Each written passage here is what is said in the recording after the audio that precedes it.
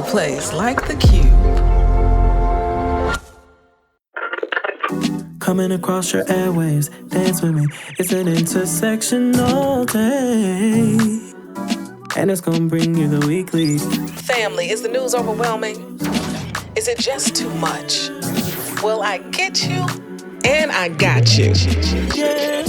Family, this is your favorite queer radio personality, Anna Deshawn, and this is Queer News, your favorite weekly news pod where race and sexuality meet politics, culture, and entertainment. This is your number one stop for queer news done right, only on E3 Radio. Say, let my people go. Let my people go. Set my people free. Set my people free. I'm letting my people know. I'm letting my people know. I love you like you were me. I love you like you were me. I love you like you were me. I love you like you were me. I love you like family. I love you like family.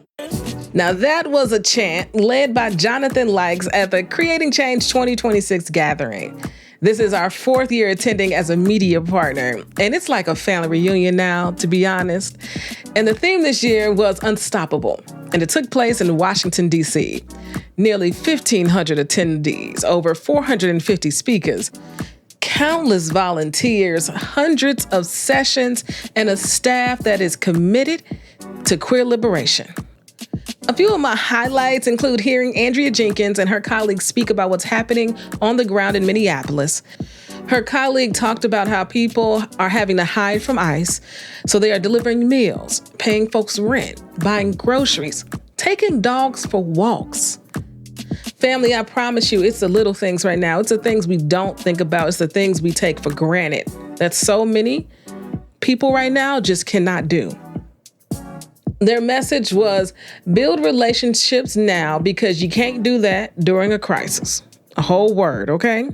Another highlight for me was Kiara Johnson, president of the National LGBTQ Task Force, and her State of the Movement address, where she talked about how we didn't understand the unintended consequences of winning, because winning invigorates the opposition. I had never thought about it that way, but my God, it's such a real statement. And she also called folks in to know that your perfection is not required to belong in community. And I love that, because even in community, we have to give folks grace to make mistakes. Yes. And understand that if they are there in that space, they want to be about the change, right?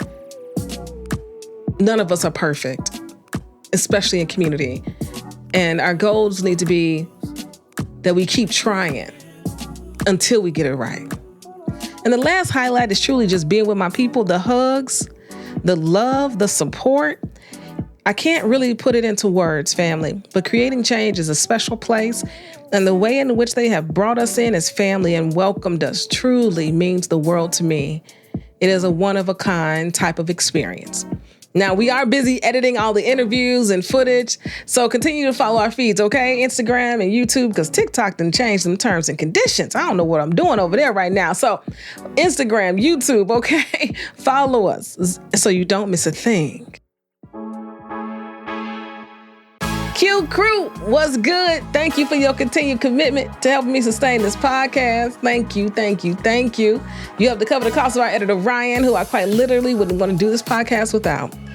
So if you're listening to this and you enjoy it and you believe in the work we do, if you believe LGBTQ stories need to be amplified, and if you love and respect how I do this right here, join the QCrew. A link is in our show notes. And don't forget, I want to amplify your local news stories. We got a queer news tip line. Send me a voicemail so I can help spread the news, okay? Period. Now for the news. Ryan, can you insert some sound effects, some applause, some cheers, something amazing right here? Let's go. Because family, before I get into the news of the day, we have an announcement, okay? I received news last week that we have been nominated for another Ambie. Woo! What a time. What a welcome surprise. I've been nominated for Best Indie Podcast Host for this here podcast. And if you're not familiar with the Ambies, they are the Academy Awards of our industry. It's like being nominated for an Emmy. So come on now. I could not be the best indie podcast host without my editor, Ryan, without my associate producer, Mayana, without my executive assistant, Laren, okay? Without Tony, who's busy editing the videos that help to reach and extend the reach of our work, okay? And without you all listening, this is a team effort. I know my name is on it. Yes, I'm leading the way, but I do not do this work alone. Y'all, we nominated for Ambie. The last Ambie we were nominated for, we won in 2023 for Best DIY Podcast. It was the first year they instituted that category. And so here we are, Best Podcast Host, Best Indie Podcast Host. Woo, what a time. Now, for top news, let's start with Chicago, okay? Because Chicago has appointed Antonio King as the first director of LGBTQ plus affairs. We're going to talk all about it. In politics, we have updates on the murders committed by ICE in Minneapolis. And in culture and entertainment, we share the 2026 LGBTQ Sports Hall of Fame inductees. We say goodbye and send love to all those who loved Ballroom legend Boom Balenciaga. And we stand with Karamo, period, as the Queer Eye drama unfolds. Let's get into it. For our top story this week, Chicago has appointed Antonio King as the city's first director of LGBTQ plus affairs. Antonio will begin working directly with Mayor Brandon Johnson's office to oversee the creation of policies that protect and create openings for LGBTQ plus Chicagoans. When asked about the promotion, King had this to say: "I'm building on the foundations that were laid by people like Mary Morton and Bill Greaves." King told the Windy City Times, "We're at a time where we have a federal administration that is so adversarial to the LGBTQ plus community, including our trans siblings who are under attack. It's important to have this role working with this mayor at this moment in history to show that we are supported in Chicago." King has worked for the city of Chicago for a long time. Before his newly appointed title, he worked for the Chicago Department of Public Health as the LGBTQ plus health and outreach liaison for the entire city. King is ready to hit the ground running in this new role, and he hopes to help those vulnerable within the LGBTQ plus Chicago community. He says the LGBTQ plus community should know that they don't just have a friend in the mayor's office, okay? They have an administration that's committed to making sure our well-being is protected. Family, I've been serving on the mayor's LGBTQ plus council since the Lightfoot administration, and this position has been our number one priority. We recommended it to her. She approved this move, and now Mayor Brandon Johnson gets to implement it. And let's be clear, family, Chicago is the third largest city in the country with a vibrant LGBTQ plus community, and we deserve a director of LGBTQ affairs in the mayor's office speaking on our behalf. When the city had Mary Morton as the liaison during the Daley administration, it made a world of difference. And I have no doubt Antonio is going to lay the foundation. So his position is not the last or the only. Because a director is great, don't get me wrong. But when I travel the country and other cities have full offices, staff, and substantial budgets, I know we can too. So here's hoping this is only the beginning. Congratulations again, Antonio. You know I love you, okay? And I can't wait to see what you do in this new role. Family, next in politics, it's with a troubled spirit, okay? That we talk about the violence that continues in Minneapolis. By now, we've all heard the name Renee Good, a cherished member of the community and a mother murdered in cold blood by ICE at the beginning of this month. Renee Good's family announced that they've hired the same law firm that handled George Floyd's case to oversee the investigation. In a statement released by a Chicago-based law firm team, they said, quote, "People in Minneapolis and across this country truly care about what happened to Renee Good on January 7th, 2026, and are committed to understanding how she could have been killed on the street after dropping her child off at school. They want to know What could and should have been done to let Renee live and pick her child up safely from school that afternoon? As often as possible, our team will promptly and transparently provide updates on what we learn. Sadly, Renee Good is not the only life lost to ICE in Minneapolis. Saturday, ICE struck again, killing Alex Preddy, a 37-year-old nurse.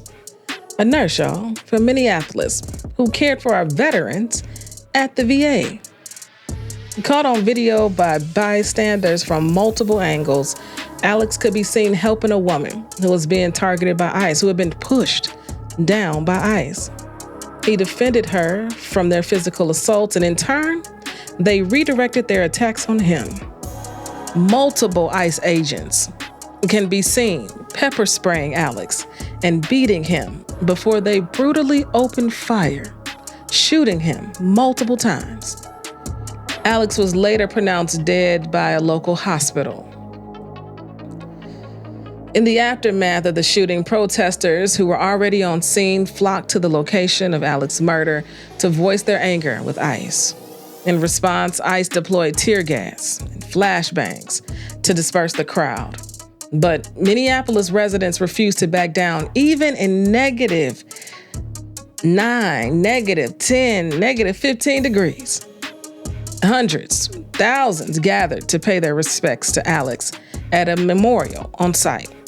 And tensions are still very high in Minneapolis right now, as thousands continue to gather in remembrance and protest of those they've lost.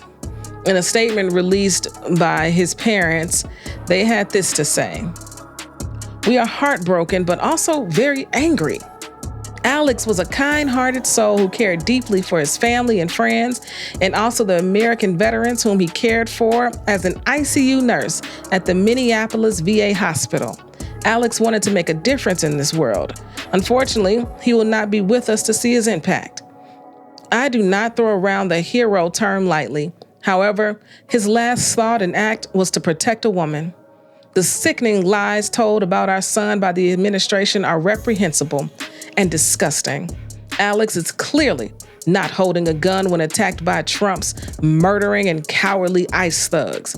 He has his phone in his right hand and his empty left hand is raised above his head while trying to protect the woman ICE just pushed down, all while being pepper sprayed. Please get the truth out about our son. He was a good man. Thank you."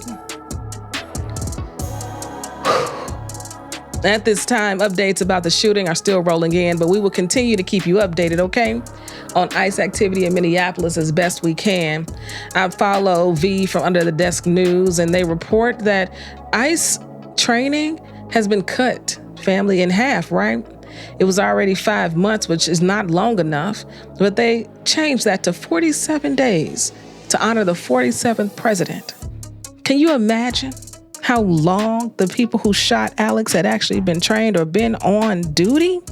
They've deployed thousands of ICE agents to Minneapolis with no training. And even with training, we know how the police treat Black and brown folks in particular. And now it's open season on everybody. Family, we are living in dangerous times. Dangerous, truly. And it's something that could have been prevented. I've been saying this a lot on my TikTok, and now that TikTok has changed its terms and conditions, I guess I'll also be saying it on Instagram and YouTube. But if you listen to this pod, you know I'm a person of faith.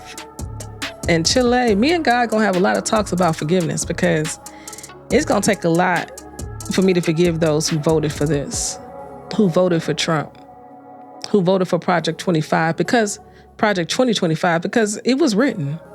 They said exactly what they were going to do, and they're executing it to a T. Nothing is a surprise. It's just real now. And it's going to take a lot for me to forgive anybody who voted for this. And now it feels like a great time to take a break, huh?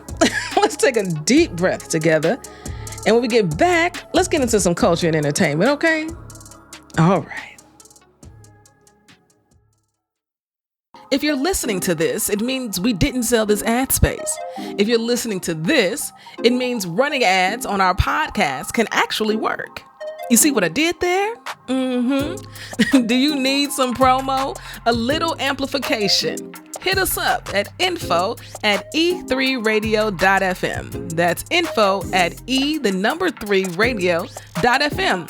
We have a platform. You should use it. Did you know we had a newsletter? Yes. The Queer News Podcast has a weekly newsletter that comes out every Monday. There's a special newsletter for the QCrew, but there's a free newsletter for absolutely everybody. So if you want to stay in the know about what I got going on, what I got to say unfiltered, and just a list of all the stories covered every single week with time codes, you got to subscribe to the newsletter. A link to subscribe is in the show notes. Family, welcome back to the show. Now let's get into some culture and entertainment. Established 13 years ago, the LGBTQ Sports Hall of Fame has honored LGBTQ athletes for their efforts in sports and in the community. The group's mission is to celebrate diversity, promote inclusion, and inspire future generations by recognizing the courage, talent, and perseverance of LGBTQ individuals who have broken barriers and made a lasting impact on the sporting community.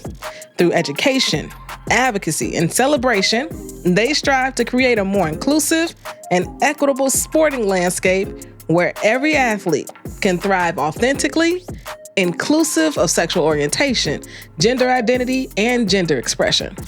Child, I love this mission, okay? Come on, LGBTQ Sports Hall of Fame. I love this.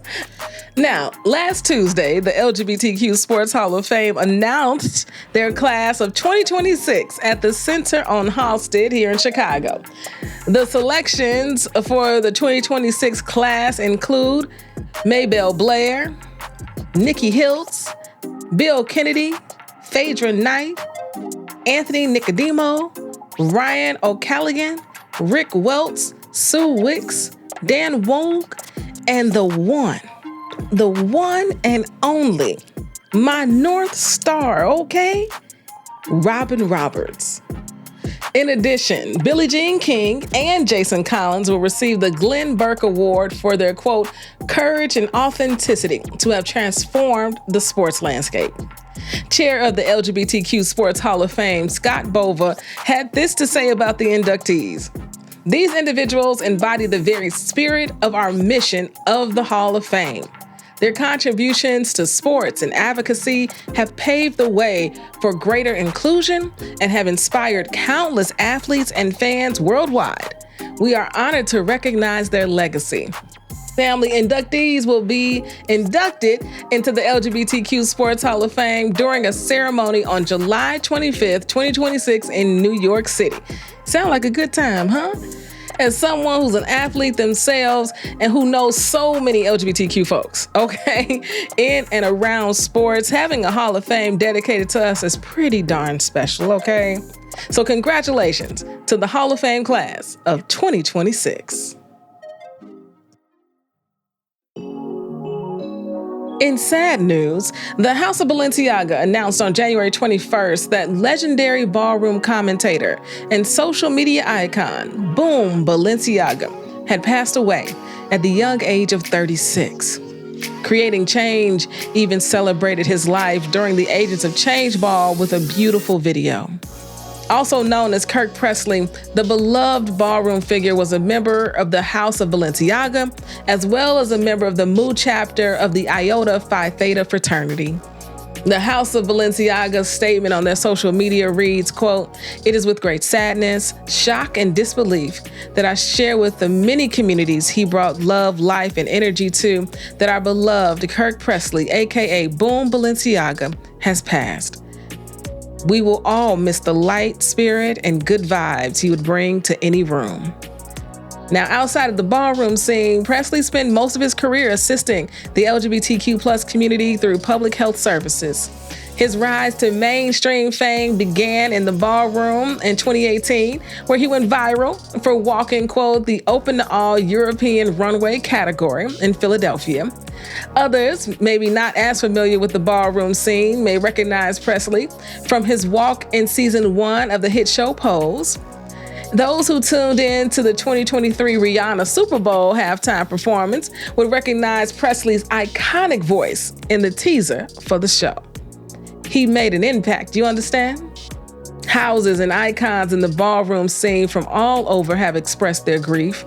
The House of Tishi scribed this touching message. In our community, the commentator is the heartbeat of the ball. Boom was one of ballroom's most powerful and unforgettable commentators. His voice, passion, and presence brought life to the floor and meaning to moments that will forever live in ballroom history. Boom, rest in all your power. Well done. And now for our last story today in culture and entertainment. Y'all know we got to talk about what's going on with Queer Eye ever since the group was called out by member Karamo Brown during a televised interview with Gayle King. Chile, yes, on CBS Mornings.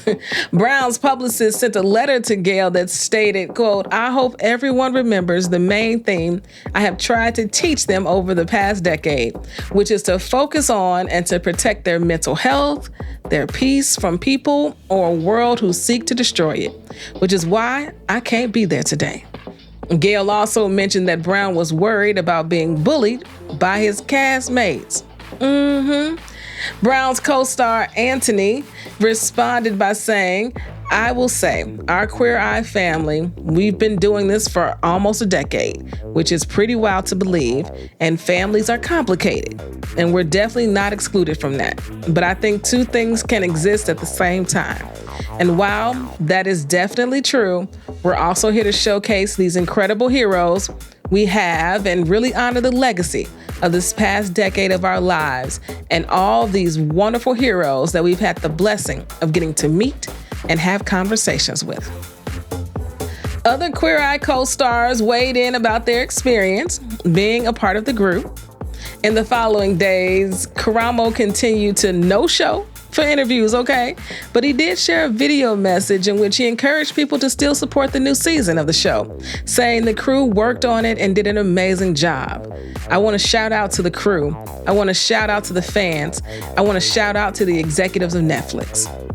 Now, fans were quick to point out that since the interview, Brown has unfollowed the other members of Queer Eye on their social media. And if you don't know how this all bubbled up, it's been reported to TMZ that Karamo brought his mother on set while they were filming. She had on a headset. And when Karamo walked away, 3 of the cast members, Anthony, Jonathan, and Tan, started talking mess about Karamo. But they didn't know his mama had on a headset and could hear everything they were saying. So once she got off set, she told Karamo what they said. Now, it's reported this happened last summer, and it's only coming to light now because season 10 is out and it's time for the media junket. And Karamo said, "No, not me, not today. I'm good." Now, I want to know what they said, but Karamo is too big of a person to do that, so we probably just gonna have to wait on the book, okay? And let's be clear, Queer Eye isn't new to this drama, as fans of the show remember the rift between the group and former co-star Bobby Burke during seasons 8 and 9. And honestly, at this point, I'm glad this is the last season, because it probably would have tanked after this, because Karamo probably wouldn't be back.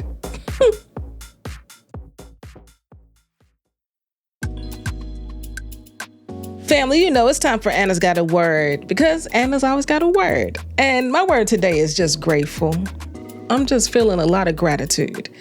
Being nominated for this AMB again really does mean a lot.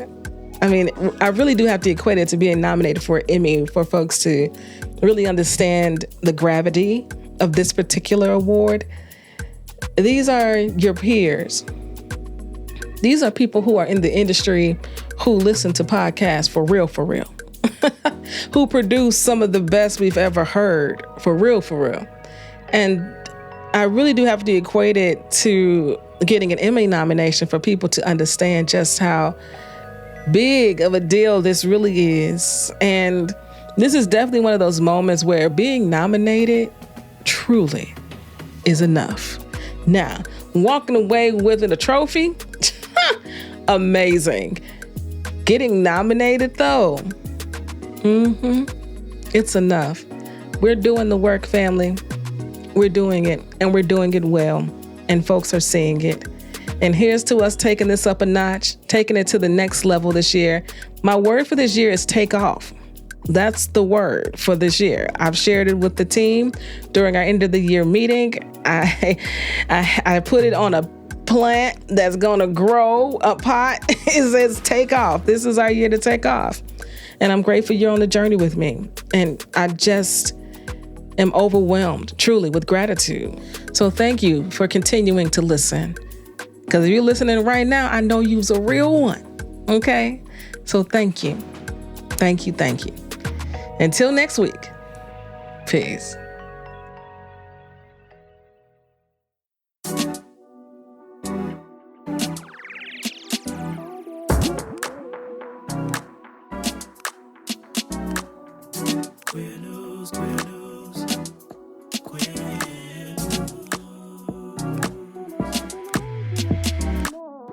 If you've enjoyed what you heard, rate and review us inside your favorite podcasting app. This podcast is written and produced by me, Anna Deshawn. Podcast editing by Ryan Woodhall, and brought to you by E3 Radio and distributed on The Cube. We are Queer News Done Right.